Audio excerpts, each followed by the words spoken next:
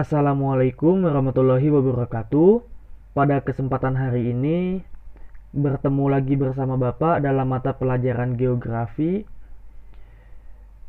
Pada hari ini kita akan membahas materi pengelolaan sumber daya alam di Indonesia.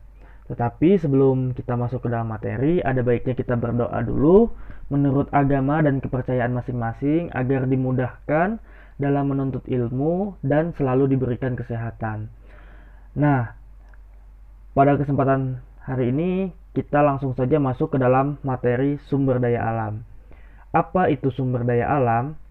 Nah, di sini Bapak telah merangkum bahwa sumber daya alam itu merupakan semua kekayaan alam, baik berupa makhluk hidup maupun benda mati yang terdapat di bumi dan dimanfaatkan untuk memenuhi kebutuhan hidup manusia. Sehingga dapat kita simpulkan bahwasanya sumber daya alam ini merupakan segala isi kekayaan alam, baik berupa makhluk hidup maupun benda matinya, yang dapat dimanfaatkan untuk kebutuhan manusia. Nah, di sini kita dapat mengklasifikasikan sumber daya alam. Yang pertama, berdasarkan pemulihannya. Sumber daya alam itu ada yang dapat diperbarui dan ada yang tidak dapat diperbarui. Yang dapat diperbarui, sumber daya alam artinya jika digunakan secara terus-menerus, maka dalam jangka waktu tertentu akan kembali seperti sedia kala dan bisa dimanfaatkan kembali. Contohnya seperti flora dan fauna.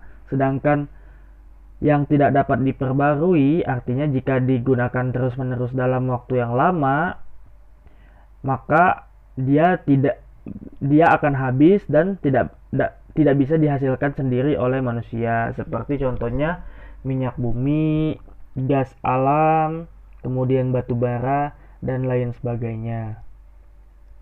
Oke, kita lanjut kepada klasifikasi sumber daya alam berdasarkan lokasinya. Berdasarkan lokasinya, sumber daya alam itu kita bagi menjadi dua, yakni terestrial atau daratan dan akuatik atau perairan. Jadi ada sumber daya alam yang di darat dan di air. Sumber daya alam yang di daratan itu contohnya adalah hasil hutan dan bahan galian atau tambang. Sedangkan sumber daya alam yang akuatik, yang perairan, itu contohnya adalah ikan, rumput laut, terumbu karang, dan energi dari gelombang. Selanjutnya kita masuk kepada klasifikasi sumber daya berdasarkan proses terbentuknya.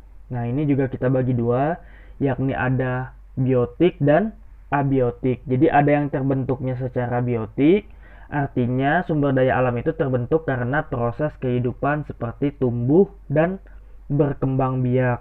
Misalnya tumbuh-tumbuhan dan hewan. Sedangkan yang abiotik, proses terbentuknya itu adalah dari proses fisik atau kekuatan dari alam itu sendiri. Misalnya tanah, air, udara, barang-barang tambang, dan lain sebagainya. Kemudian kita masuk kepada sumber daya kehutanan. Nah, hutan itu merupakan suatu wilayah tempat tumbuh pohon-pohon dan jenis tanaman lainnya yang menghasilkan suatu habitat flora dan fauna. Tentunya kalian sudah sering melihat hutan atau datang langsung ke hutan.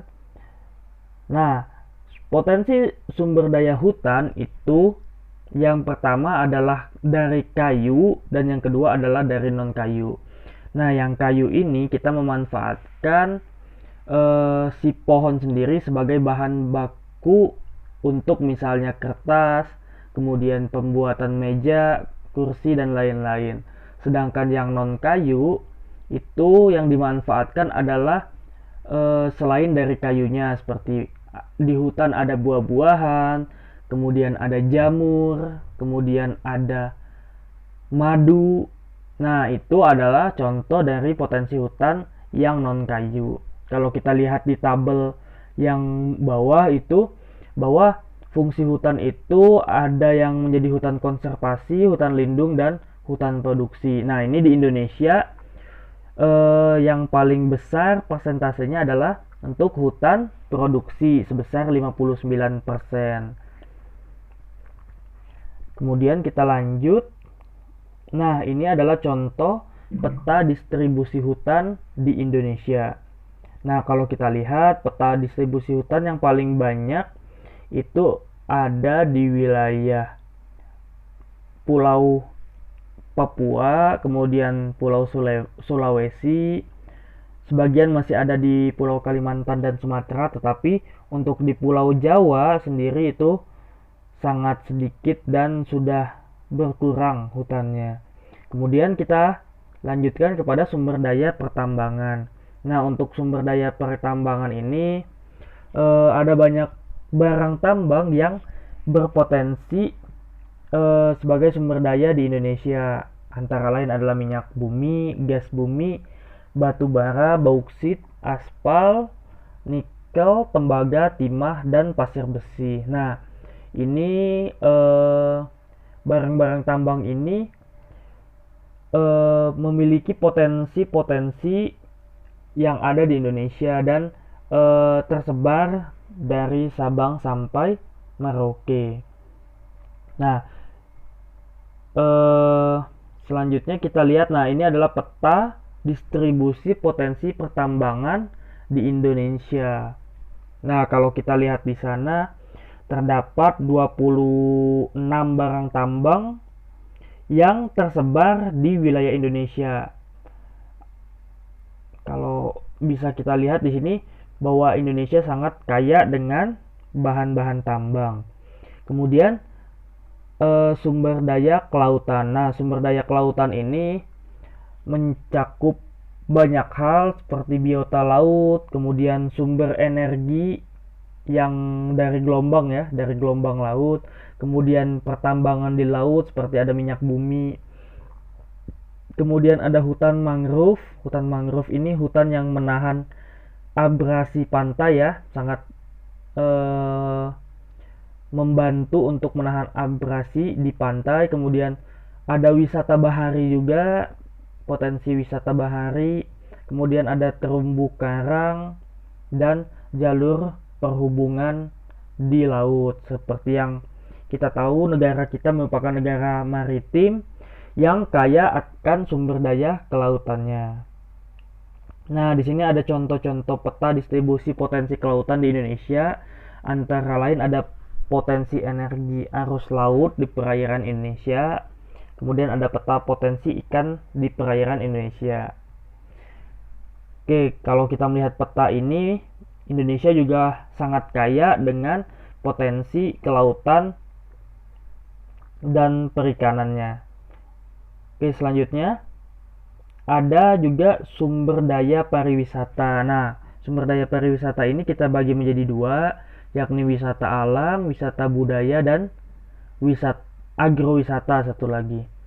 Untuk wisata alam itu merupakan wisata yang langsung berkaitan dengan alam itu sendiri, seperti misalnya gunung, kemudian sungai, kemudian air terjun, laut, pantai, dan lain sebagainya. Sedangkan untuk wisata budaya itu bisa ke wisata-wisata sosial budaya, kemudian ke bangunan-bangunan bersejarah. Seperti misalnya pemandangan tari kecak yang ada di Bali, kemudian kalau di Indonesia misalnya ada Candi Borobudur, itu termasuk wisata budaya.